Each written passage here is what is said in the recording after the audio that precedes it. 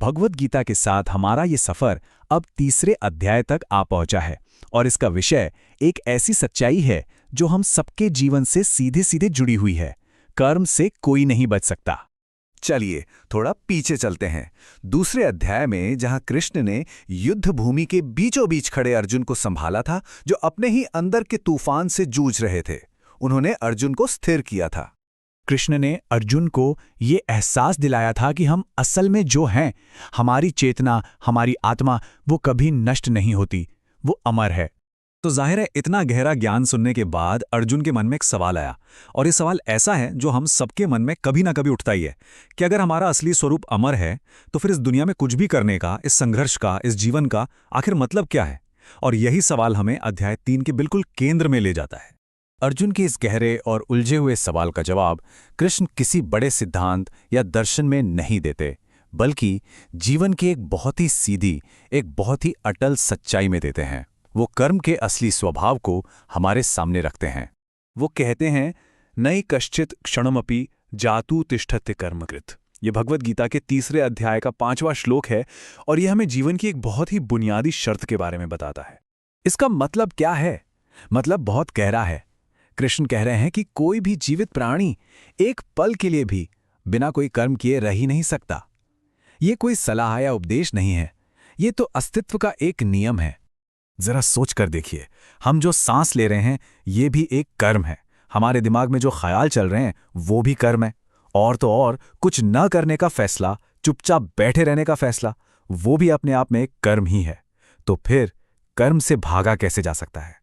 अच्छा, तो जब ये बात साफ हो गई कि कर्म से तो बचा नहीं जा सकता, तब कृष्ण एक और बड़े भ्रम को तोड़ते हैं, और वो है सिर्फ बाहरी तौर पर चीजों को छोड़ देने का, त्याग कर देने का भ्रम।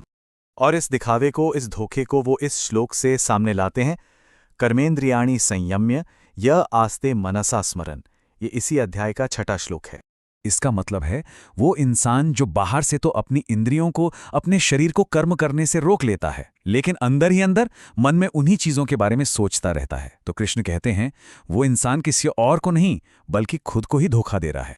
तो देखिए, बाहर से तो लगता है कि कोई कर्म नहीं हो रहा, पर भीतर मन की दुनिया में वही उथल पुथल जारी है। कृष्ण इसी दिखावे की बात कर रहे हैं। सच्ची शांति शरीर को थाम लेने से नहीं आती, जब तक मन भी शांत ना हो। तो फिर सवाल उठता है कि अगर कर्म से भागना भी मुमकिन नहीं और सिर्फ बाहरी त्याग भी एक धोखा है, तो फिर सही रास्ता क्या है? यहीं पर कृष्ण अर्जुन को एक बहुत ही सीधा और साफ निर्देश देते हैं। वो कहते हैं, नियतम कुरु कर्मत्वम कर्म जायो ह्यकर्मणः।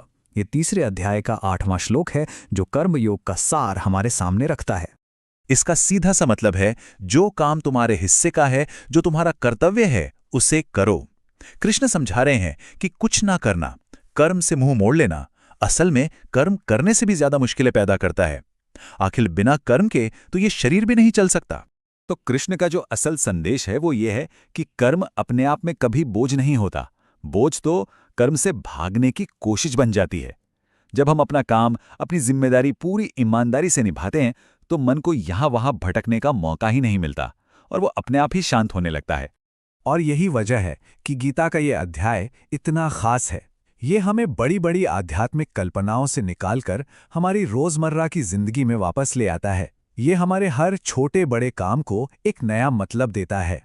ये अध्याय हमें सिखाता है कि असली मन की शांति कर्म को छोड़ देने में नहीं है, बल्कि अपने हर कर्म को एक सही नजरिए से, एक सही समझ के साथ करने में है। आज की इस सारी बातचीत से अगर सिर्फ एक विचार साथ लेकर जाना हो तो वो ये है कि हम जीवन में जो भी कर रहे हैं वो काम शायद उतना जरूरी नहीं है जितना ये जरूरी है कि हम उसे किस दृष्टि से, किस भाव के साथ कर रहे हैं। अब ये सफर अगले अध्याय में और भी गहरा होगा, जहां हम जानेंगे कि कर्म के बीच रहते हुए भी ज्ञान के रास्ते पर कैसे चला जा सकता है। गीता की रोशनी यहां से और भी तेज होती जाएगी।